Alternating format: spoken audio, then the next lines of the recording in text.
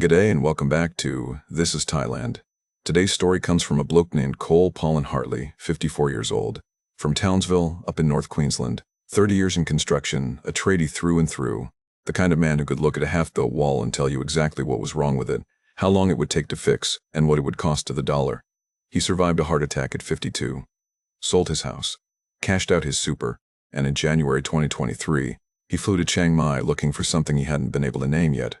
What he found there, a woman, a business, a feeling of finally mattering, seemed, for a while, like everything he'd been missing. I'll just say this, Cole is one of the most self-aware people we've ever had on this channel. He doesn't blame Thailand, he doesn't blame her. What he does is look you straight in the eye and explain, very quietly, exactly how a man who spent 3 decades reading building sites managed to miss every single structural warning sign in front of him. This one's going to stay with you. Here's his story, in his own words. My name's Cole. I'm 55 now, but I was 54 when all this happened, so that's how I'll tell it. I was a construction worker my whole working life, residential mostly slabs, frames, fit-outs, the occasional commercial job when the residential market went quiet. Townsville base, sometimes up to Cairns, once or twice down to Mackay when a mate needed an extra pair of hands. 30 years of it. Started as a laborer at 24, worked my way up to leading hand, never made site foreman because I never wanted the paperwork. I was happy on the tools. That was the truth of it. The job was the whole thing, if I'm being straight with you. Not because I was passionate about residential construction. I mean, I was good at it, and there's satisfaction in being good at something. But it wasn't a calling. It was more that the job gave the days their shape. Up at 5, on site by 6:30, physical work, which I liked because it shut the brain off. Knock off, drive home dirty, heat up something from the fridge, watch whatever was on the telly, do it again. 30 years of doing it again. The marriage ended must have been 2014, so 8, 9 years before any of this. Sharon and I, it wasn't dramatic, no one cheated, no one threw anything. We just sort of stopped, the way a radio stops when you don't change the batteries. One day you notice the house is quiet and you think, when did that happen?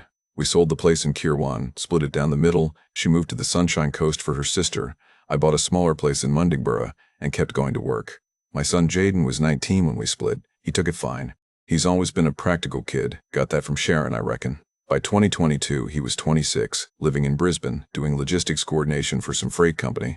Good job, steady. He called at Christmas, texted on my birthday, the occasional message if the Cowboys did something worth talking about. I told myself that was fine. That's just how kids are now. They've got their own lives. You can't expect them to ring their old man every week, that's what I told myself. I was on site in March 2022, Tuesday morning, 9 o'clock. Already 32 degrees, and I was carrying a length of steel mesh across a half-poured slab. I know exactly what I was thinking about, whether the concrete truck was going to be on time or whether the foreman was going to have to make his 3rd call in a week. That's what was in my head, not my chest, just the concrete truck. And then I was on the ground. The apprentice, young Connor, called the ambulance. I don't remember going down. I remember being on my back looking up at a blue sky and thinking that's a lot of blue for a Tuesday, and then I was in the Townsville hospital with a cardiologist named Dr. Meta standing at the end of my bed explaining about the 2 stents they'd put in and what the recovery looked like and what my working life would look like from here on out. She was kind about it. Very professional. But the message was clear enough. 30 years, and then a Tuesday. I spent 2 nights in the hospital. My workmate sent a fruit basket. Sharon sent a text, warm, genuine, she's a decent person. Jaden drove up from Brisbane the following weekend, which I appreciated. He stayed 2 nights, helped me sort out some paperwork, said all the right things, and then drove back down because he had work Monday morning. Which was fair enough. I'm not looking for sympathy here. I want to be clear about that. What I'm describing isn't a sob story.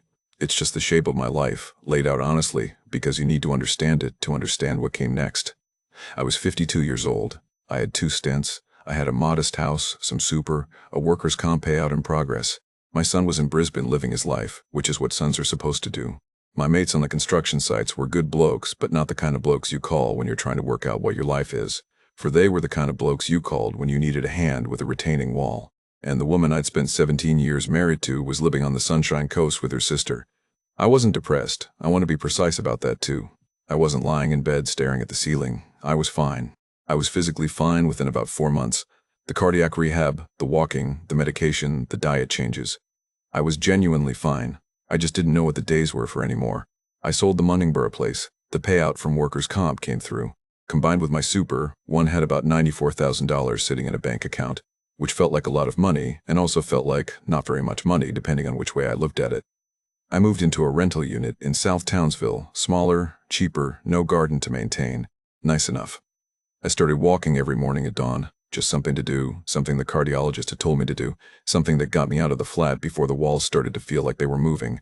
I'd walk the riverbank, an hour, sometimes more. Then home, shower, make coffee, and have the whole day in front of me.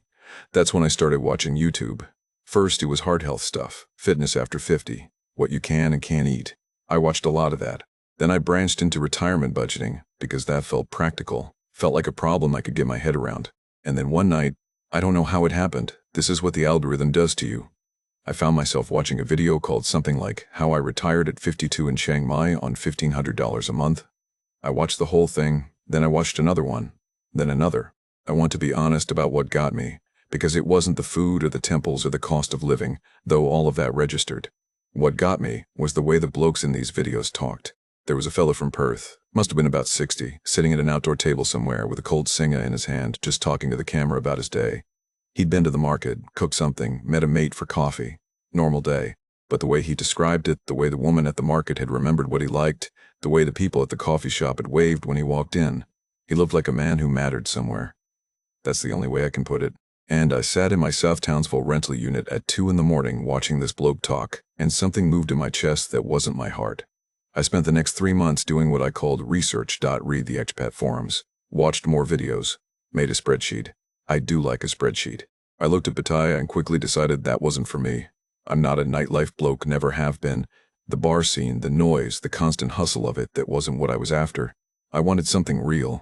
That word kept coming up in my head. Real Chiang Mai kept coming up in the videos. Slower pace, cooler climate. A proper city with actual culture, not just bars and beaches. Good food, a lot of expats, but not that kind of expats. That's what people said. I decided on Chiang Mai. I booked a 1-month tourist visa. I called Jaden and told him. He said, "Sounds good, Dad." I booked a return flight, Brisbane to Chiang Mai via Bangkok, departing January the 14th, 2023. I packed one bag. I'd spent 30 years turning up to sites with one bag. I wasn't going to start overthinking it now.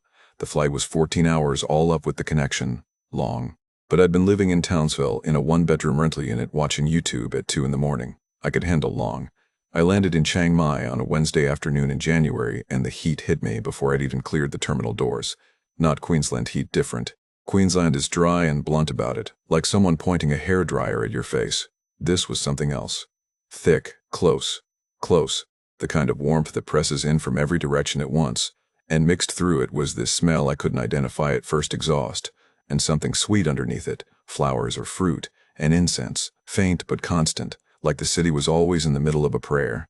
I stood outside the terminal with my one bag and thought, all right then. I'd booked a guest house in the Niman area based on forum recommendations, mid-range, clean, the kind of place that had a small pool nobody used and a breakfast that was better than it needed to be. The woman at reception was friendly in a way that felt genuine rather than professional, which surprised me. I'd stayed in hotels in Cairns and the Gold Coast where the friendliness was clearly a training module, a procedure, and you could feel the effort behind it. This didn't feel like that. She handed me my key and said in careful, precise English that if I needed anything I should ask. I believed her. Small thing, but I clocked it. I spent the first few days just walking, which was the obvious thing to do. It's what I do when I need to get my bearings anywhere. Just put my feet to work and let the place explain itself. Chiang Mai is a good city for walking if you can handle the footpaths, which are more of a suggestion than a commitment in most places. You've got the old city with its moat and its temples, the Wats, and then the newer parts radiating out from it. Niman to the west with its coffee shops and boutiques and young Thai professionals on laptops. The night bazaar to the east with its tourist market and street food, and then just the ordinary working city beyond all of that. The markets and the repair shops and the noodle places where a bowl of khao swai costs 40 baht, and nobody's adjusting the price because of what you look like. I did the temples. Of course I did. Doi Suthep up on the mountain, the one you can see from anywhere in the city on a clear day, 400 and something steps up to the top in a compound at the summit full of gold and incense smoke and monks in orange and tourists in activewear. I sat up there for a while, looked out over the city, thought about nothing in particular. It was good. I'm not a religious man, but there was something about it that settled me: the scale of the place, the age of it, the way it just continued existing without caring much about any individual person's business. I went to a cooking class in week 2. A mate from one of the forums had specifically recommended it as a way to meet people.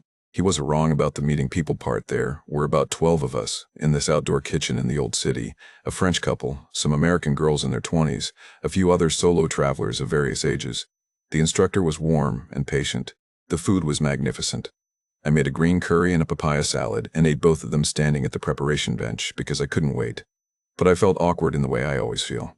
Awkward when I'm in a social situation designed specifically to make people feel comfortable. I'm better when there's a task. Give me something to fix or build and I know who I am. Put me in a room and tell me to mix and mingle and I tend to find a wall and stand near it. I ate my curry, said goodbye to the French couple, and walked back to the guest house feeling pleasant but mildly embarrassed.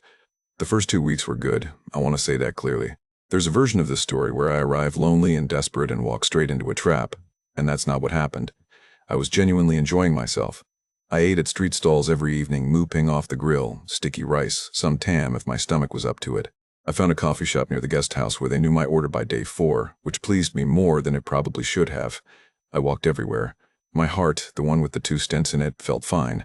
Better than fine. The pace of Chiang Mai suited me in a way that Townsville, in its stripped-back retirement configuration, hadn't. But I didn't have purpose. That was the thing. And I want you to understand what I mean by that, because it's important. I wasn't unhappy. I was on holiday, essentially, in a beautiful place, eating well, sleeping well. But a man who spent 30 years with a function, a clear, daily physical function, doesn't just relax into purposelessness. He looks for something to do, something to be useful for. I didn't know I was looking, but I was. The Niman night market was on a Saturday evening, and I wandered into it without much of a plan. It was the kind of market that strings itself along a pedestrian strip, maybe 100 stalls, lighting strung overhead, the smell of grilled pork and fresh jasmine garlands, and something faintly chemical from a candle stall. I was doing a slow loop of the whole thing, not buying, just looking, when I stopped at a jewelry stall because I was thinking, vaguely, that I should get something for Jaden's girlfriend back home. I didn't know her well. They'd been together about a year.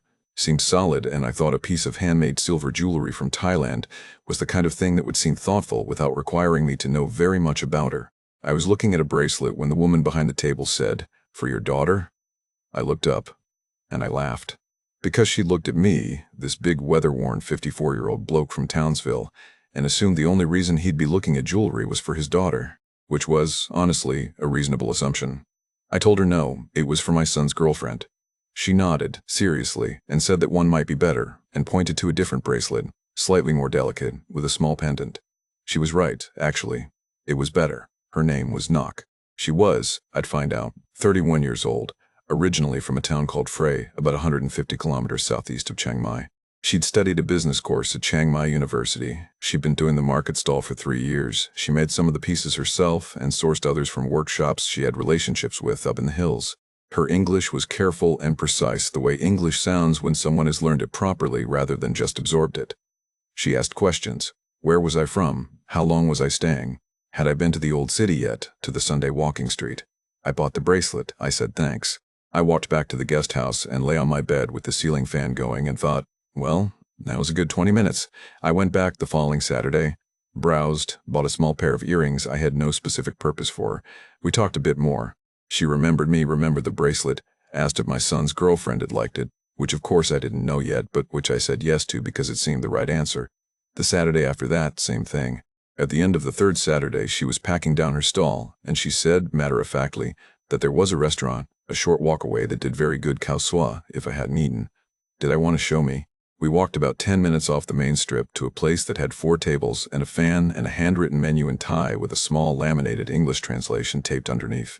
She ordered for both of us without asking what I wanted, and what arrived was the best khao soi I'd eaten in Chiang Mai, which was saying something because I'd been making a project of khao soi since I arrived. Rich curry broth, egg noodles, pickled mustard greens on the side, crispy noodles on top. The owner, an older woman, spoke briefly to Nok in Thai and then looked at me and nodded, which I took as an approval of some kind. We talked for 2 hours. She asked about construction, genuinely interested, or at least convincingly so. And I found myself explaining things I hadn't explained to anyone. How a suspended slab works, the logic of a roof frame, why certain walls are load-bearing and others aren't. She listened. She asked follow-up questions. She talked about silversmithing, the properties of different alloys, the tools, the way she'd learned by watching a craftsman in Frey when she was a teenager and then spent years refining it. She talked about her family's farm, her mother, her Buddhist practice. She talked about the city, what she liked about it, what she found difficult.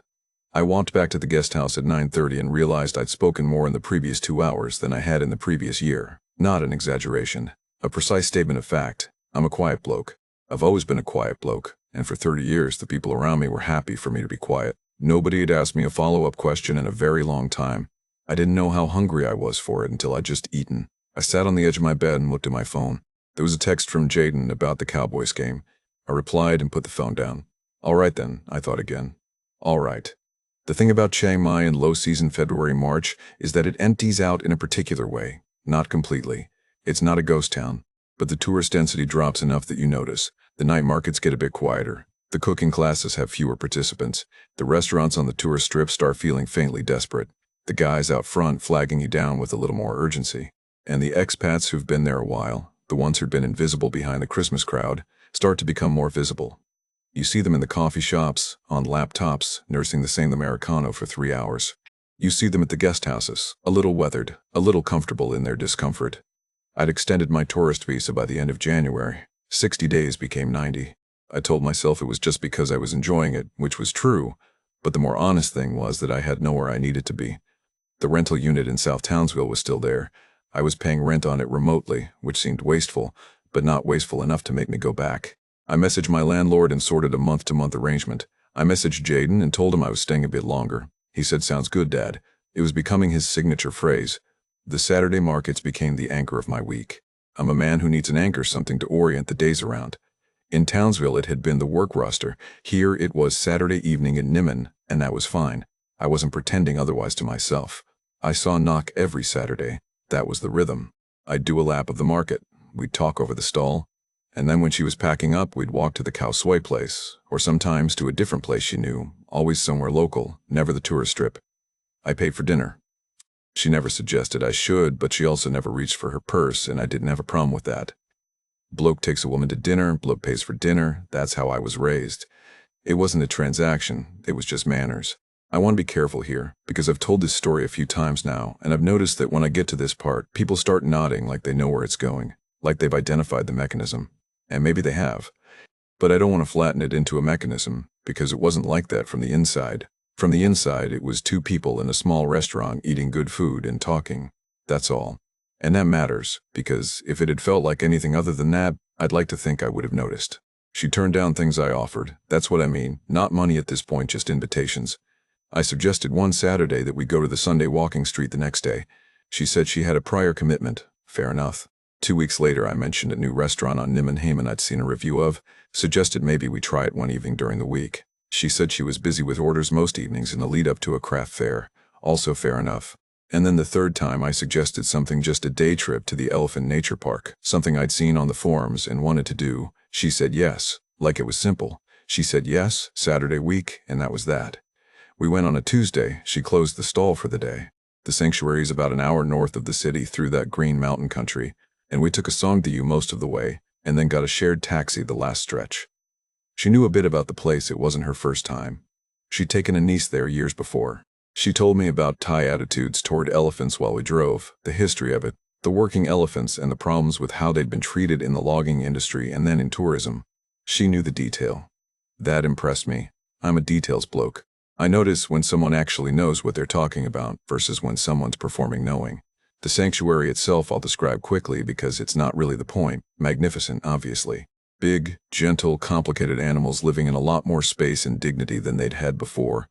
We walked alongside them, fed them, stood in the river while they bathed.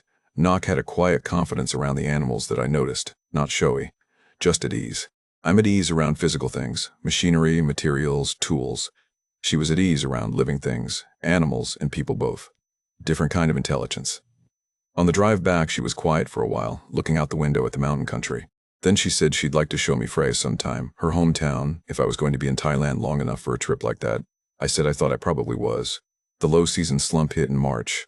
She mentioned it as a statement of fact one evening, not as a complaint, mentioned that the stall income dropped significantly between February and May because the tourist numbers were down, and the expats who'd been here long enough knew to wait out the lean months before buying anything. She was calm about it. She had savings, she said. She'd been through it before, but her stall rental was due, and the amount she'd set aside was going toward a new set of hand tools she'd ordered from a workshop in the hills, and the timing wasn't ideal. I offered before she finished the sentence. I told her I could cover the stall rental until the season picked back up. She shook her head. I said I wanted to. She shook her head again and said it wouldn't be right. I said it was no different from what anyone would do for someone they cared about. There was a pause. And then she said quietly that if I was certain, she would repay me when the season turned. The stall rental was 800 Australian dollars. I transferred it that week. She did seem embarrassed. I want to say that because it's the kind of detail that stays with you and the kind of detail that's easy to reinterpret with hindsight, but in the moment it seemed like genuine discomfort. She thanked me briefly and changed the subject, which was not the behavior of someone working an angle. Or so I thought. I've spent a lot of time since then thinking about that particular thought and the particular confidence with which I had it. I've spent 30 years being the bloke who fixes things. When the concrete truck was late, I sorted it. When a frame was off square, I sorted it. When a subcontractor had a problem, I sorted it. You do it enough times and it becomes part of how you understand yourself, the fixer, the reliable one, the bloke you call. And when Knock had a problem I could fix, I fixed it, and the feeling that came with that was not complicated. It felt good. It felt like what I was supposed to do. I'm telling you this not to excuse it, but because you need to understand the mechanism from the inside, not just from the outside. From the outside, it probably looks obvious. From the inside, it felt like being useful to someone for the first time in a long time. The trips to the cow swap place continued. We added a few other places to the rotation. A northern Thai spot down a lane off the old city moat road that did a pork curry I'd have flown back for. A Shan noodle place where we always had to wait for a table, which I liked because it meant the locals ate there. She introduced me to the staff at the coffee shop near my guest house, who she knew because apparently everyone who's been in Niman long enough knows everyone else. She showed me how to use the city in the way a local uses it rather than the way a tourist does, which sounds like a small thing, but isn't. I told myself things. I told myself this was just two people who got along well and were honest with each other about what that meant and didn't mean. I told myself I could see the difference between this and the stories I'd read on the forums, the ones about bar girls and short time rates, and the slow financial extraction that happened when a man confused loneliness for love. I could see the difference because there was a difference. She worked. She had a business. She had a plan. She was serious. That was all true. Every bit of it was true. I told Jaden about her in April, about 3 months in, kept it casual mentioned. I met someone at a night market, a local woman, jewelry maker, been spending some time together. He said, "Sounds good, Dad." It was the 4th or 5th time he'd said exactly those words to me since January, each time in response to something different, and I noticed it the way you notice a crack in a wall that you're not sure is structural. I looked at it, decided it wasn't my most pressing problem, and kept moving. We were sitting outside at that northern Thai place one evening when she said, quite without preamble, that she thought I should come to Freya and meet her mother, not anytime soon, whenever I liked. But she'd mentioned me, and her mother was curious. I said I'd like that. She nodded, like it was settled. That was April. The season hadn't quite turned yet. The market was still quiet. But she seemed easy, content. She'd stopped mentioning the stall rental. I assumed she'd managed. On the walk back to my guest house that night, I did something I hadn't done since arriving in Thailand. I opened the calculator on my phone and looked at my bank balance. 94,000 minus the costs of 3 months of accommodation and food and transport, minus the 800 for the stall rental.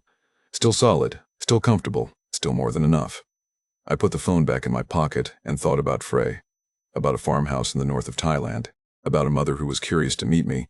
I didn't think about the 800 as the first of anything. It was just a number. A problem I'd fixed, because fixing problems was what I did. That was how it started to add up. The trip to Frey was in early May, when the season was finally turning and the heat was dry and serious rather than close and pressing, the kind of heat that reminds you that this is not, whatever you've started to pretend, a temperate country. Not borrowed a car from her sister, a small hatchback with a cracked fascia and a Buddhist amulet on the rearview mirror. And we drove southeast out of Chiang Mai on the 11 highway, through mountain country that went brown and then green again as we dropped into the valley. About an hour and 40 minutes, she'd said, and it was almost exactly that, which I appreciated. I like a person who estimates accurately. Freya's not a tourist town. That was the first thing I noticed. There's an old city section with some Lana-style wooden houses that I'd read about on the bus forums, supposedly one of the better preserved examples of northern Thai residential architecture, but nobody was making a big deal of it. No tuk-tuks parked outside waiting for fares. No laminated menus in 3 languages. It was just a town where people lived, which was fine. Better than fine. I'd had enough of places performing themselves for visitors. Her mother's house was about 10 minutes outside the center, down a lane that turned to dirt for the last 100 meters or so.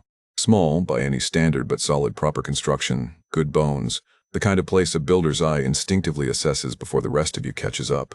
I noticed the roof. Nothing obviously wrong with it. I noticed the walls, straight and dry. The garden was tidy in a functional way. Vegetable beds and a couple of fruit trees and chickens moving about with the important business of chickens. Her mother's name was May Nuan. She was maybe 60, small and careful in the way of women who've been practical their entire lives. She didn't speak English, so everything went through knock, and I'm aware that's a significant limitation in terms of what I can tell you I actually understood about her. What I can tell you is how she seemed. She seemed kind. She seemed to look at Knock the way mothers look at daughters they're proud of and worried about in equal measure. She looked at me with what I read as cautious assessment, which I respected. I'd have thought less of her if she'd immediately welcomed some large foreign stranger with open arms. She fed us. Northern Thai food, properly made, in quantities that communicated something beyond hospitality. A pork dish cooked with ginger and galangal, sticky rice, a pickled vegetable thing I couldn't identify but ate 2 servings of. We sat at a low table in the main room with a ceiling fan moving the warm air around and a television in the corner playing a Thai soap opera with the sound down. I liked it there. That's the honest answer. I sat in this small house at the end of a dirt lane in a provincial Thai town, and I felt more comfortable than I could remember feeling in a long time. I know what that says about me. Nok translated in both directions, efficiently and without apparent editorializing. Though of course I had no way to verify that. Her mother asked how long I'd been in Thailand, what I thought of Chiang Mai, whether I found the food too spicy. Standard questions. I answered them. Then, at some point over the second cup of tea, Nok translated something her mother said with a slight pause first, like she was choosing the English carefully. Something about health. Her mother had been managing a kidney condition for several years, controlled with medication. But one of the medications had become harder to get from the provincial hospital, and she'd been going to a private clinic in town for the last few months. The costs were adding up in the way medical costs always add up when the public system can't cover everything. I want to describe exactly what happened then, because the mechanics of it matter. Nobody asked me for anything. That is a factual statement. Not translated what her mother had said. Then the conversation moved on to something else. The chickens, I think, whether I'd had experience with chickens, which I hadn't. We finished the tea. May Nuan brought out a small dish of palm sugar sweets.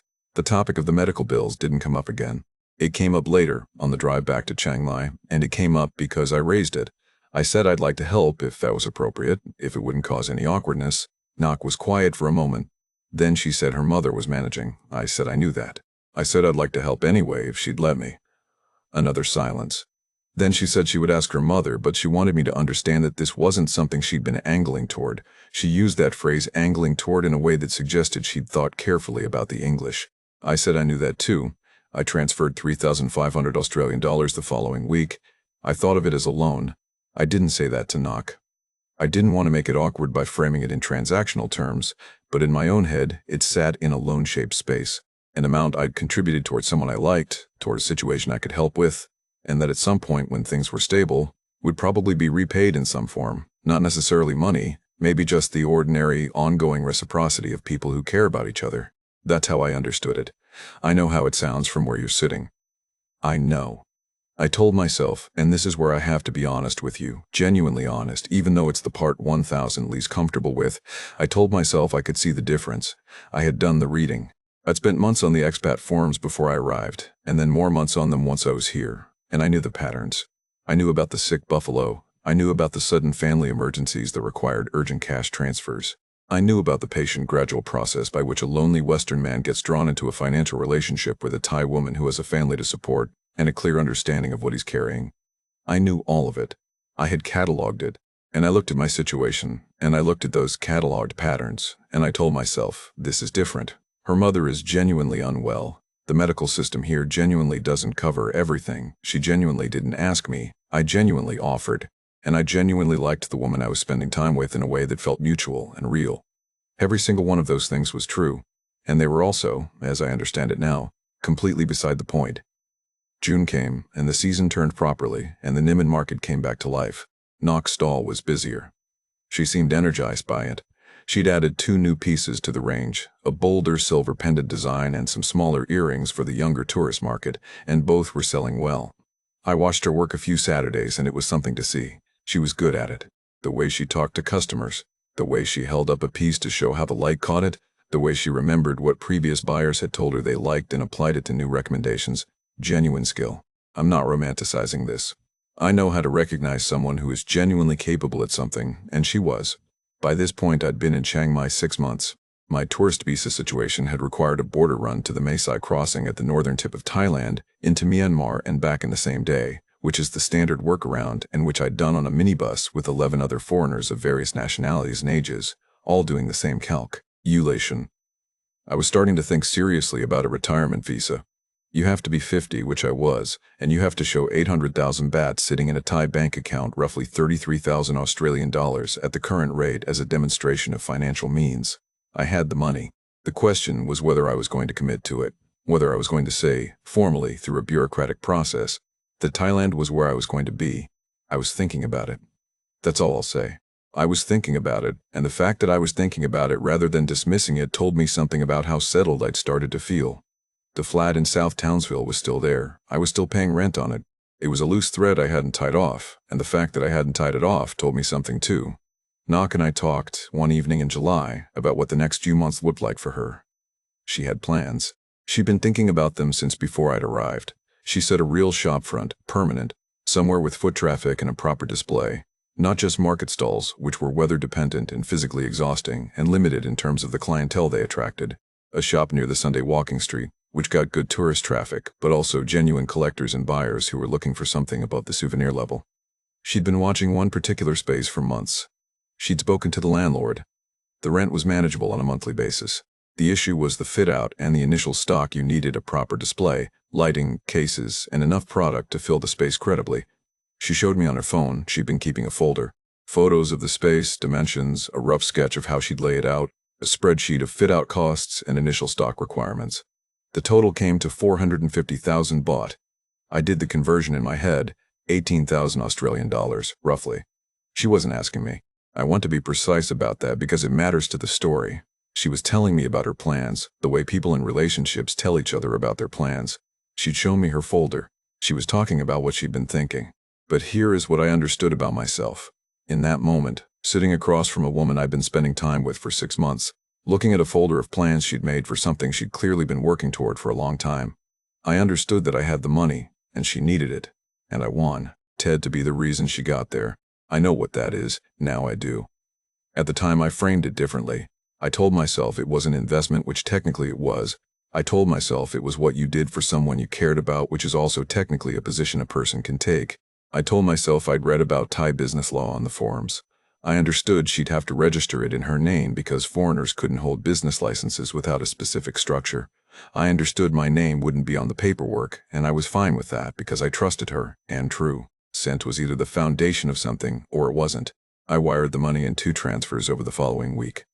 She thanked me in a way that was warm but not effusive, which I respected. Effusiveness would have felt like performance. She said she would work hard to make it worth it. I believed her. I still believe, honestly, that she probably meant it when she said it. The shop opened in August. I was there. It was a small space, maybe 20 square meters, on a lane just off the main Sunday walking street circuit, with a hand-painted sign in Thai and English and warm lighting, and the silver pieces displayed on reclaimed wood at various heights. It looked good. I told her that, and she seemed genuinely pleased, not in a grateful for the money way, but in a this is what I built way, which felt like an important distinction. She'd done the fit-out herself mostly, with help from her sister and a carpenter she knew. It was solid work. I could see that. There was a small opening, just a few people, her sister, a couple of other stall holders from the night market, a friend from her university days.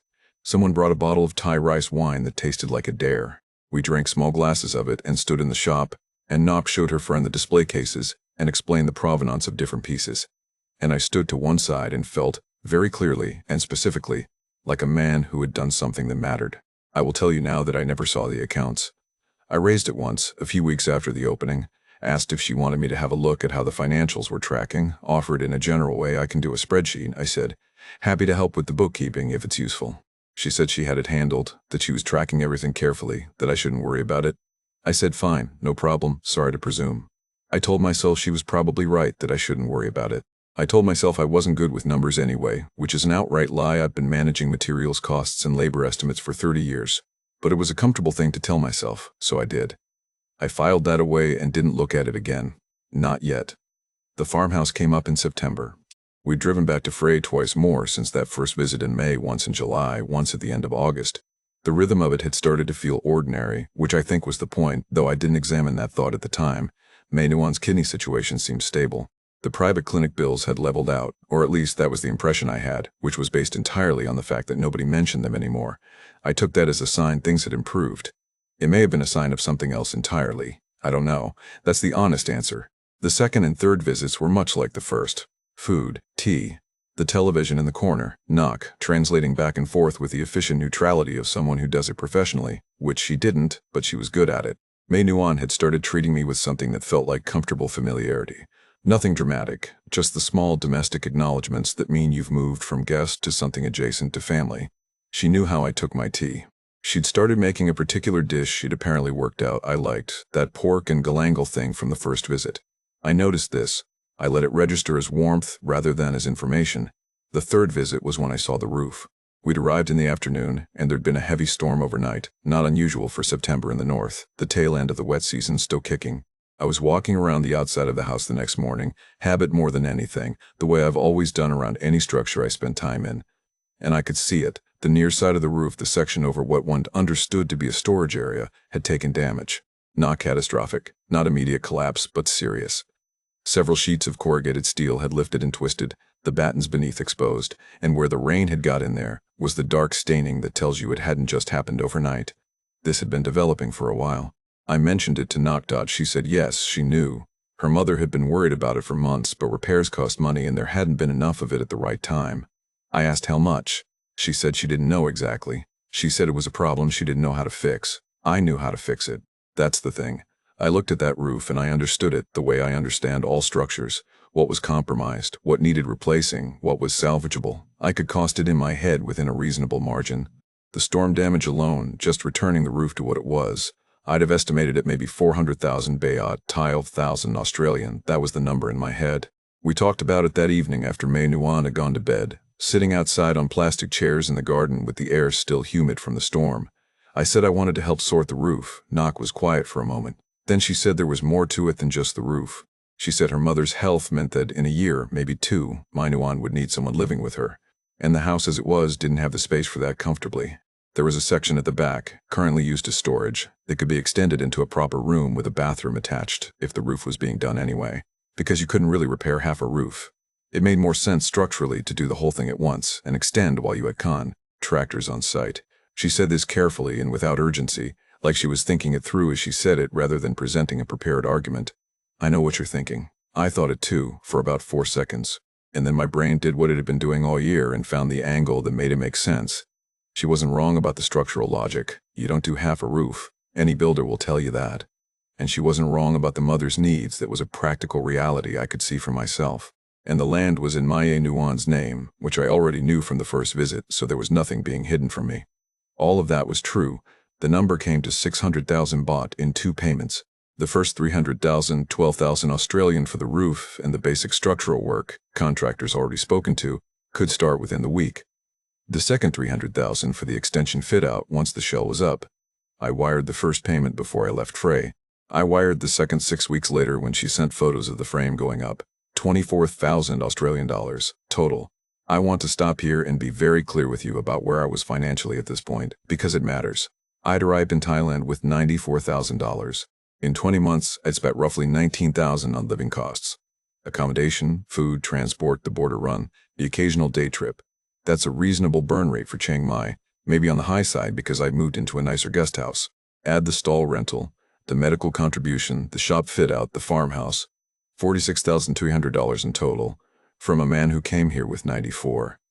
I was below 50,000 in savings. I was, in a very specific sense, past the halfway point of everything I had. I did not do this calculation in September 2023. I did it much later, sitting on a bed in a different city, and the thing about doing a calculation you didn't do at the time is that it has a particular quality.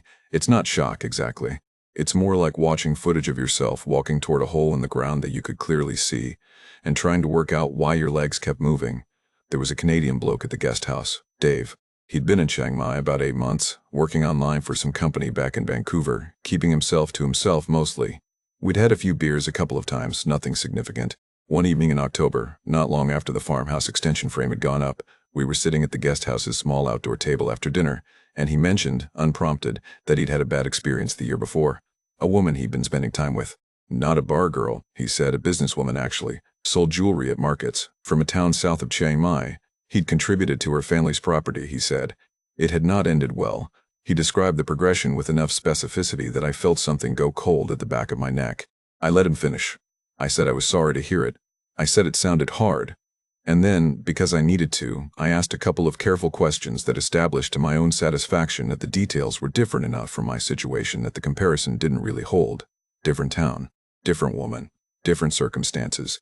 His situation had had other warning signs, mine didn't. He'd also been less careful, less informed, less aware of what he was doing than I had been. I paid for the next round and we talked about something else. That was the third flag. I filed it where I'd filed the others in the drawer I'd built for things that were probably nothing, that I'd look at properly when there was a reason to. There was no reason to. The shop was real, the farmhouse was real, the relationship was real. I'd built things for 30 years and I knew the difference between a solid structure and a compromised one. I was the bloke who could read a building site. In November, Nok mentioned she was thinking about applying for a retirement visa on my behalf. She knew someone at an agent she trusted. It would mean I could stop doing the border runs. It would cost about 30,000 baht in fees. Plus, I'd need to park 800,000 baht in a Thai account for the duration. I said I'd think about it. I didn't mention that 800,000 baht was 33,000 Australian dollars. I was no longer certain I had in the configuration required. I started paying more attention to my phone bill, not the balance. The bill. I was looking for something to be practical about. Jaden called in December. Actually called, not texted the first time in months. He had news. He and his girlfriend Priya were engaged. He wanted to have an engagement party in Brisbane in September the following year, and he wanted me there. I said, of course, mate, no question. I said I was really happy for him and I meant it. He said, sounds good, Dad. After we hung up, I sat with my phone in my hand and looked at the ceiling for a while. The ceiling fan was going. It was always going. I thought about the calculation I hadn't done yet. I thought about the retirement visa I'd said I'd think about. I thought about Dave and his jewelry seller and the way I'd found the differences between his story and mine because I'd needed to find them.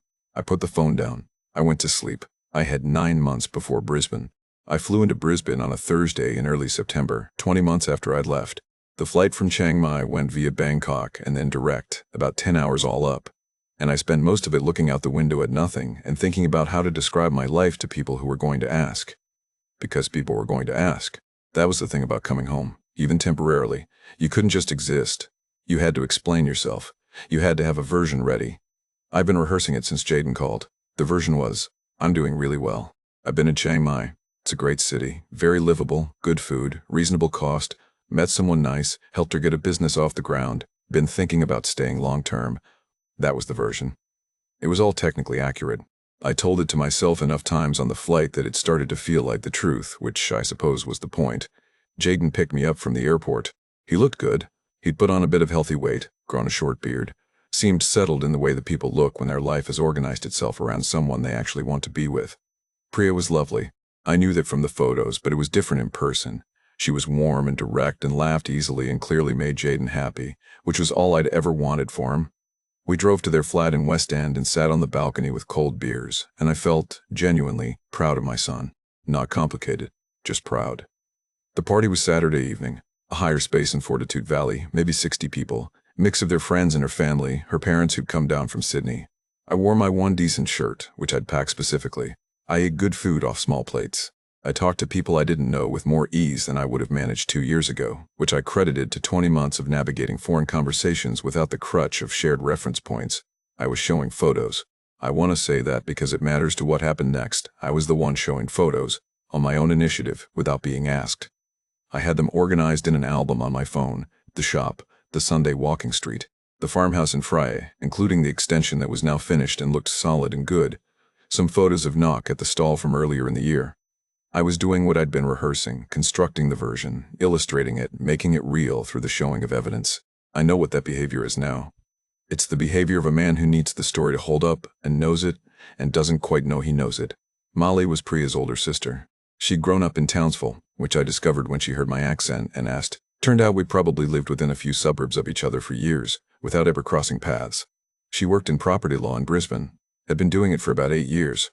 She was 35, sharp, with the particular directness of someone who spends her days reading paperwork that other people are hoping she won't read carefully. I showed her the photos because I was showing everyone the photos. She looked at them the way a professional looks at things, not with feeling first, but with questions. She asked about the business registration for the shop. I said it was in Knox's name. She asked if I had any documentation of my financial contribution. I said it had all been by bank transfer. She asked whether I had anything signed, any kind of partnership agreement, or even an informal written acknowledgement. I said no, because the forums had told me those kinds of arrangements weren't really enforceable anyway for a foreign national in a Thai business context, and I'd understood that going in. She was quiet for a moment. I heard myself, mid-explanation, and the confidence that had been in my voice as I started the sentence was not there by the end of it. She asked about the farmhouse, the land registration. I told her it was in Mae Nuon's name, Nook's mother, which was standard because foreigners can't own land in Thailand, which I'd understood from the beginning. She nodded slowly. She asked if I'd had the land valued or seen any independent assessment of the property. I said no. She said, carefully and without any drama in her voice at all, that she'd just like to look something up. She took out her phone. I stood next to her at this party in Fortitude Valley with a glass of Cooper's in my hand and watched her look up the Frey Land Registry. It took her 4 minutes, maybe less. The land, including the improvements, the extended farmhouse, the new room, the attached bathroom, all the work funded by my 600,000 baht, was valued in the provincial records at substantially more than I had contributed. Substantially, not a rounding error, not an administrative discrepancy. The kind of number that meant the property Cole Hartley had funded the upgrading of was now worth significantly more than it had cost him to upgrade it, and the entire value sat in someone else's name, and under Thai law there was no mechanism by which he could recover any portion of it. She found the business registration for the shop. His name was not on it. No foreigner's name was on it. She turned the phone so I could see. I don't know exactly what my face did. She was kind enough not to describe it. She said, "I'm sorry." She said, "I've seen versions of this before." She said she wasn't telling me anything I needed to do about it, just that I should understand what I was looking at. I flew back to Chiang Mai on the Monday. I spent the flight going through every conversation I could remember, not the good ones, the practical ones. The times she'd said she handled the accounts. The way the farmhouse extension had been larger than discussed, and she'd said better quality, coal, good investment. Dave at the guest house, and his jewelry seller from a town south of Chiang Mai. The 3 flags I'd filed in the drawer where I put things that were probably nothing. They had not been nothing. I could see that now. I got back to the guest house on Tuesday afternoon. I walked to the shop that evening and stood outside it for a while. It was open. The warm light was on, the reclaimed wood displays visible through the door. I didn't go in. I walked back to the guest house and sat on the edge of the bed and decided, with the kind of calm that comes after a storm has already passed and you're just assessing the damage, that I needed to see the business registration paperwork myself. I texted her the next morning. I said I'd like to look over the business documents for the shop, just to understand the structure properly. I said I should have done it earlier, and I was sorry I hadn't. She replied that afternoon. She said she would find them. I waited 3 days, nothing. On the 4th day she texted, "I think maybe we have different ideas about this relationship." I sat on the bed and read it several times. I turned the phone over. I turned it back. I read it again. 7 words, clean, no drama, perfectly constructed to be irrefutable because she was right, wasn't she? We did have different ideas about the relationship. I had thought it was one thing. She had apparently understood it as another. Neither version was quite a lie. That was the thing that I kept coming back to, sitting on that bed with the ceiling fan going. Neither version was quite a lie. I did not call a lawyer. I'd had 3 days to think about calling a lawyer, and by the time the text came, I already knew what a lawyer would tell me. My name was on nothing. There was nothing to be done. I'm a bloke who spent 30 years reading building sites, knowing what was structurally sound and what wasn't, knowing when something looked solid from the outside and wasn't.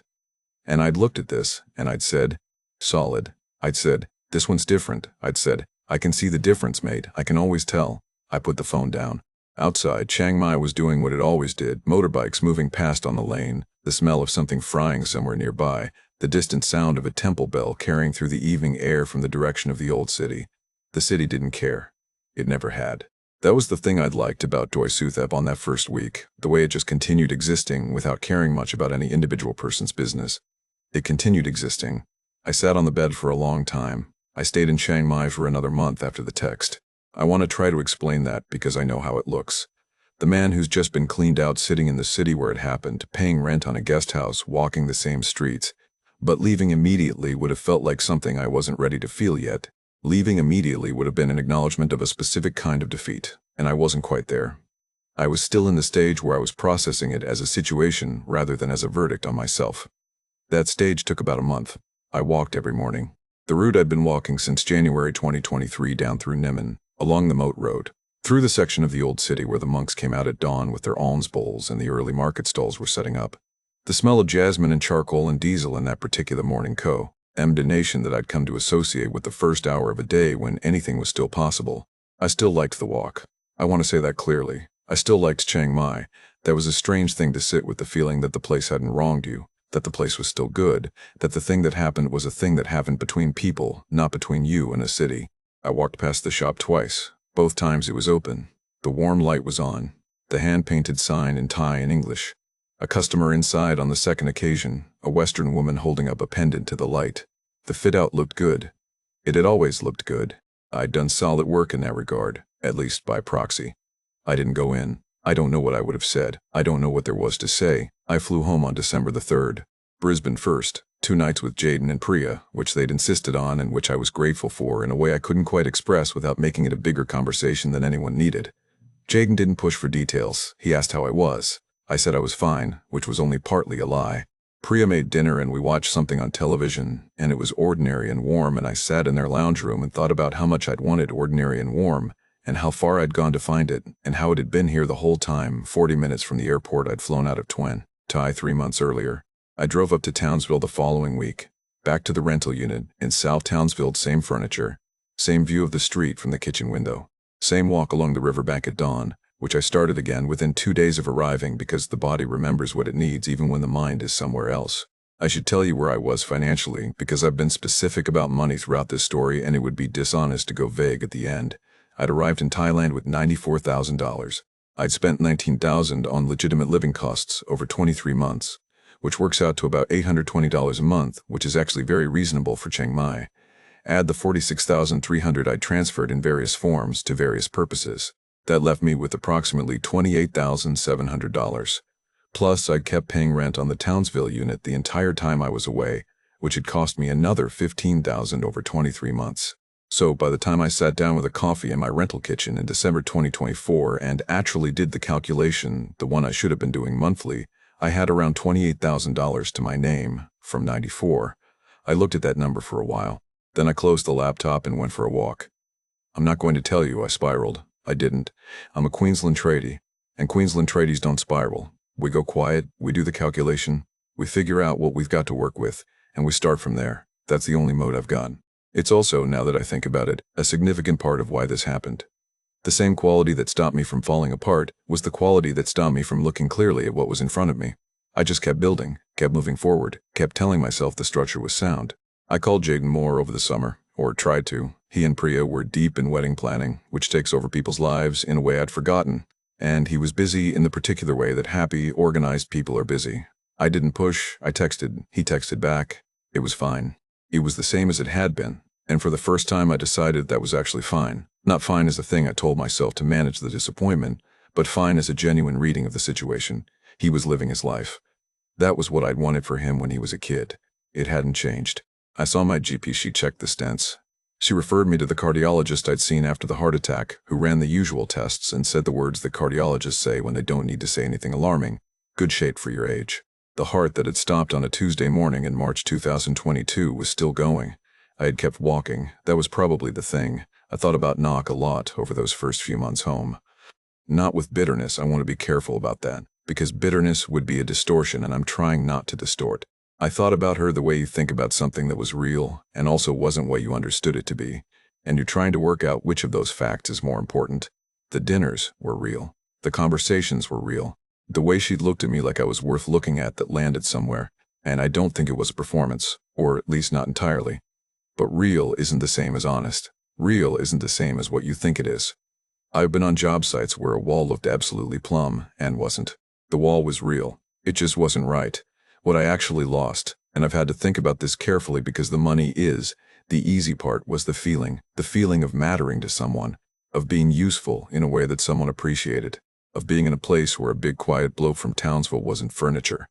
I'd flown 14 hours to find that feeling, and I'd found something that looked like it, felt like it, cost me $46,000, and turned out to be something else.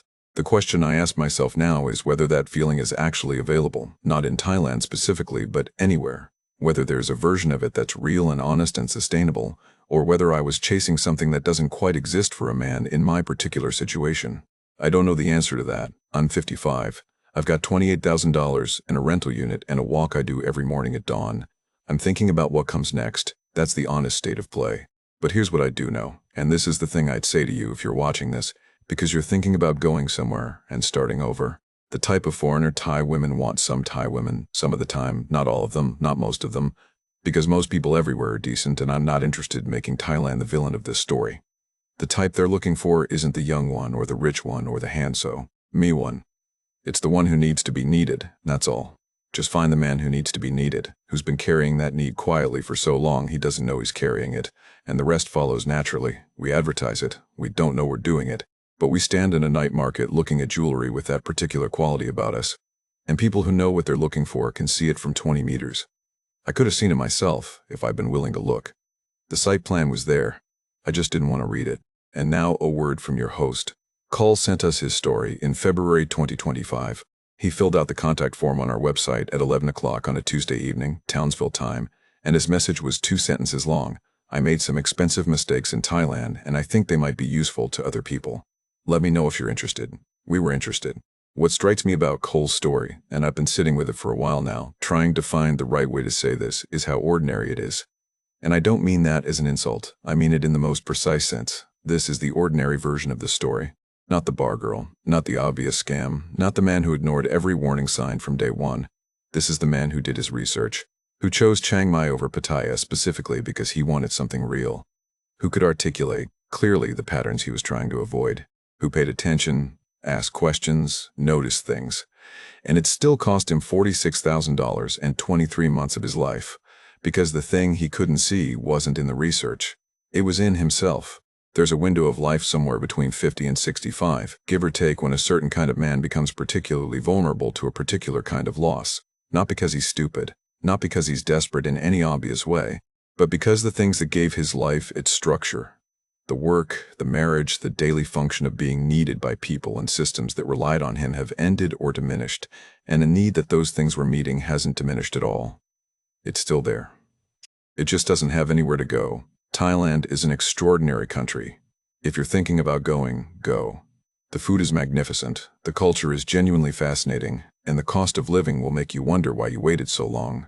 But before you book the flight, sit quietly for a while and ask yourself honestly what you're carrying, not what you want to find there, what you're bringing with you. Because loneliness and loss and the need to matter are visible from 50 feet. And the question isn't whether someone will see them. The question is what you're going to do about it before you land. Cole is in Townsville. He's fine. He walks at dawn. Thanks for watching. This is Thailand. We'll see you next time.